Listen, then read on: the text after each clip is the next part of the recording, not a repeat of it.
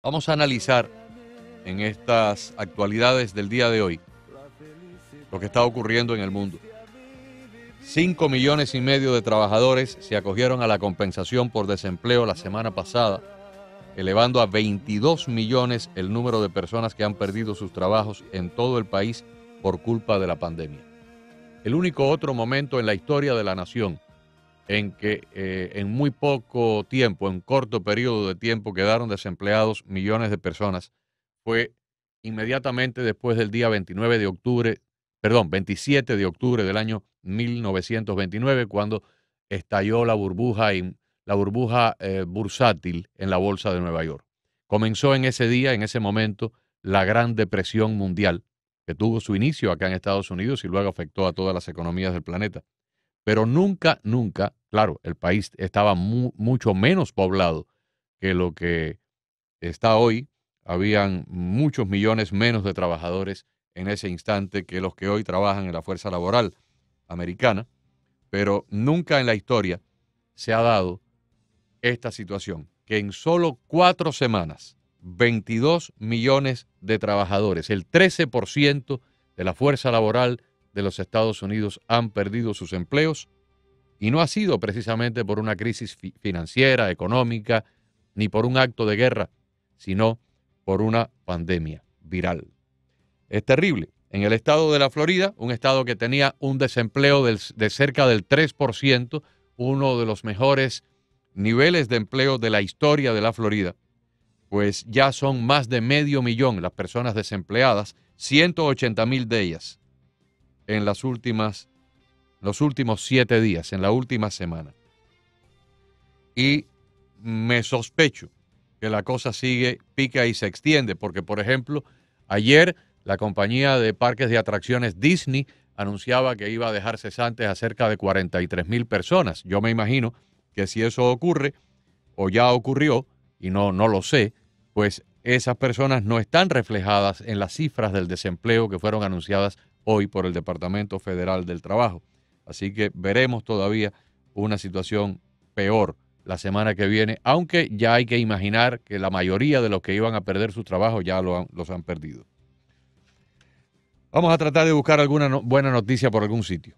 Y bueno, pues el secretario del Departamento de Agricultura, Sonny Perdue, dijo que se van a destinar hasta 18,000 millones de dólares para socorrer a los agricultores y a los granjeros, que representan en este momento para todos nosotros algo de vital importancia. Los granjeros y los agricultores también han sido afectados por la pandemia, porque muchos de los productos que cultivan, mucha de la carne que producen, de la leche, de los productos lácteos, termina en los restaurantes. Pero como los restaurantes están cerrados, pues los granjeros tienen una enorme cantidad de inventario que no tienen a quién vender. Como al mismo tiempo hubo un acaparamiento de las personas que antes de que la pandemia estallara fueron y compraron comida para 20, 30, 40, 60 días, pues ahora mucha gente tiene sus casas abarrotadas de víveres, abarrotadas de comestibles y no están comprando. Al no estar comprando, pues entonces los agricultores, los granjeros están también sin poder vender sus inventarios, y por eso es que el gobierno federal ha salido al rescate, precisamente porque es lo único que no puede quebrar, lo único que tiene que cuidarse, que preservarse, porque lo demás lo podemos arreglar, pero si faltara la comida, eso sí provocaría una crisis inimaginable en los Estados Unidos, y precisamente por eso se van a destinar cerca de 18,000 millones de dólares para que los productores de comida, de leche, de carne, de pollo, no tengan una afectación. A nivel mundial, hasta el mediodía de hoy, y estas cifras están completamente en evolución, hasta el mediodía de hoy habían fallecido, de acuerdo al conteo que lleva la Universidad Johns Hopkins, a nivel mundial, 139,420 personas.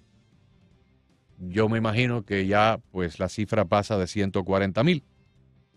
En los Estados Unidos, 31,000 de esas personas que han fallecido a nivel mundial, 31,000 de ellas han perdido la vida acá, en nuestra nación.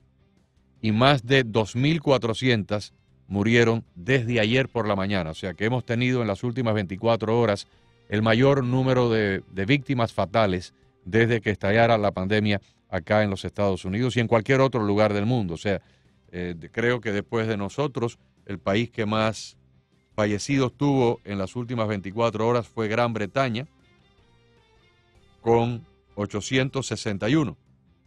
Pero nosotros ayer perdimos más de 2.400 vidas, mayormente en el área de Nueva York. Por cierto, lo de Nueva York me provoca una gran curiosidad. Si comparamos a Nueva York con la Florida, Nueva York tiene aproximadamente la población del estado de la Florida, un poquito más que nosotros, pero no mucho. Y sin embargo tiene 25 veces más fallecidos que acá en la Florida. La cifra de muertos en Nueva York debe estar sobrepasando hoy los 14,000, mientras que a las 11 de la mañana del día de hoy, las autoridades sanitarias de la Florida informaron que 37 pacientes murieron desde ayer. Esto eleva a 604 los que han perdido la vida desde que comenzó la pandemia. Perdón, 604 no, perdón, 633 los que han fallecido en la Florida desde que comenzó la pandemia. 633 fatalidades en la Florida, más de 14,000 en Nueva York. ¿Cómo se explica? Tal vez hay una mayor concentración de personas por área cuadrada. El transporte público de la ciudad de Nueva York, que no lo tenemos en ninguna ciudad acá en la Florida, tal vez contribuyó a que la mayor cantidad posible de personas se contagiaran ahí sin saberlo. Había una gran cantidad de portadores caminando por las calles sin saber que estaban enfermos, a su vez contagiando a otras personas en los elevadores, porque muchos de estos edificios rascacielos tienen elevadores comunitarios donde caben 20 o 30 personas dentro de un elevador, son muy grandes.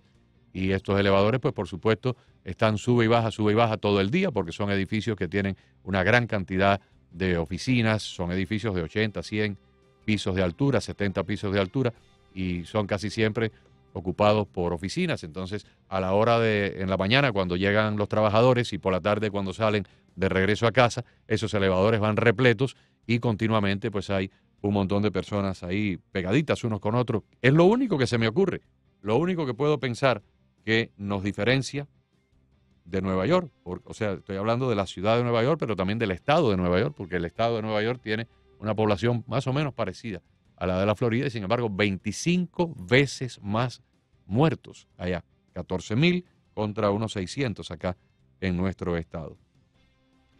Y hablando de cosas por acá, por nuestro estado, bueno, pues en el sur de la península, en el condado Miami-Dade, el superintendente de escuelas públicas de Miami-Dade, Alberto Carvalho, ya opinó que es muy poco probable que los estudiantes puedan regresar a clases en lo que queda de este año escolar. O sea, los que somos padres de niños de escuelas primarias, vamos a tener que tener a los niños en las clases a través de la internet durante todo lo que queda de este año escolar antes de que comiencen oficialmente las vacaciones a mediados del mes de junio. La Administración Federal de Pequeños Negocios, como se llama en inglés el Small Business Administration, ya informó oficialmente que se agotó el fondo de $350,000 millones dedicado a socorrer a cientos de miles de empresas.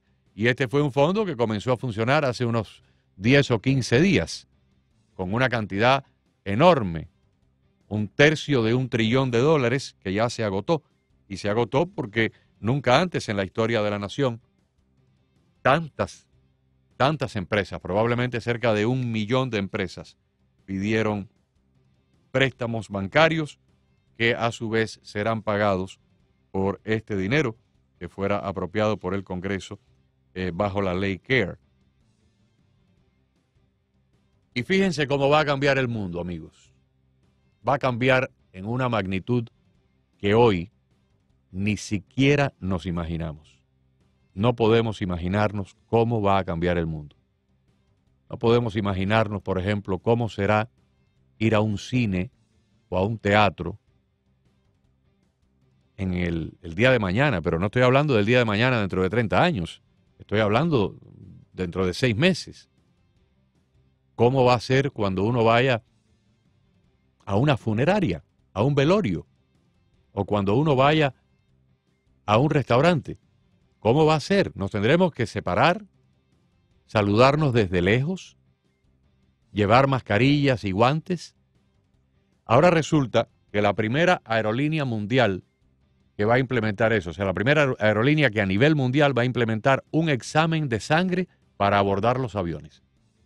Se trata de la Aerolínea Nacional de los Emiratos Árabes, una de las más lujosas del mundo.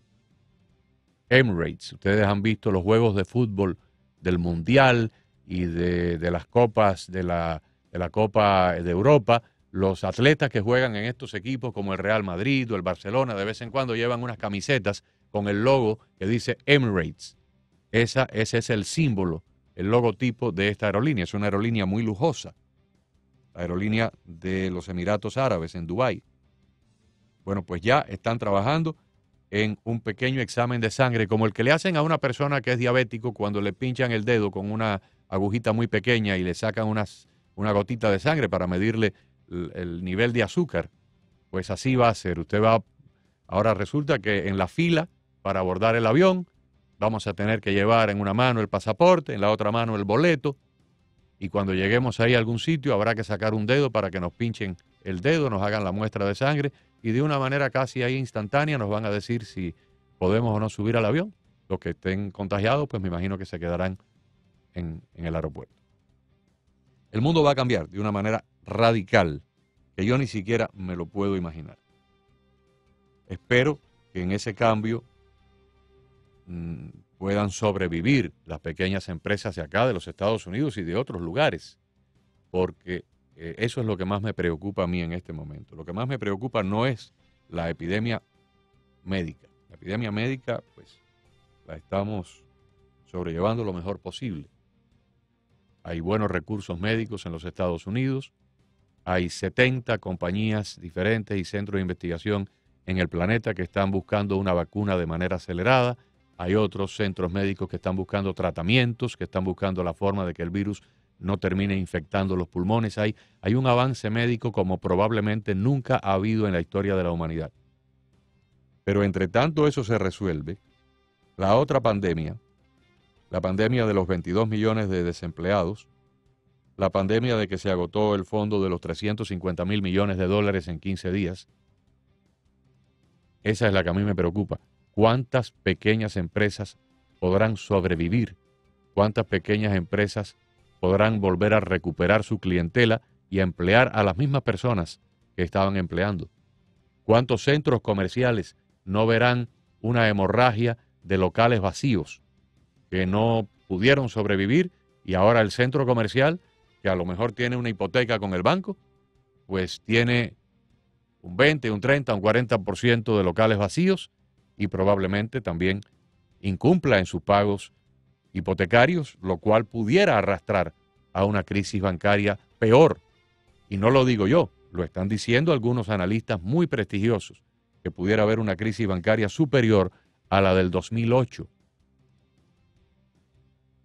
¿Y cómo va a terminar la deuda acumulada del gobierno? Ya se está hablando de un cuarto plan de rescate económico en el Congreso. Hay 2 legisladores demócratas de California que han propuesto en el Congreso de los Estados Unidos que el gobierno le dé $2,000 a cada persona, a cada individuo, o $4,000 a un matrimonio con hijos, mientras dure todo este rollo, para que la gente pueda tener una liquidez para poder pagar sus gastos, porque estos $1,200 que se acaban de empezar a enviar dentro de 15 o 20 días ya no alcanzan para nada.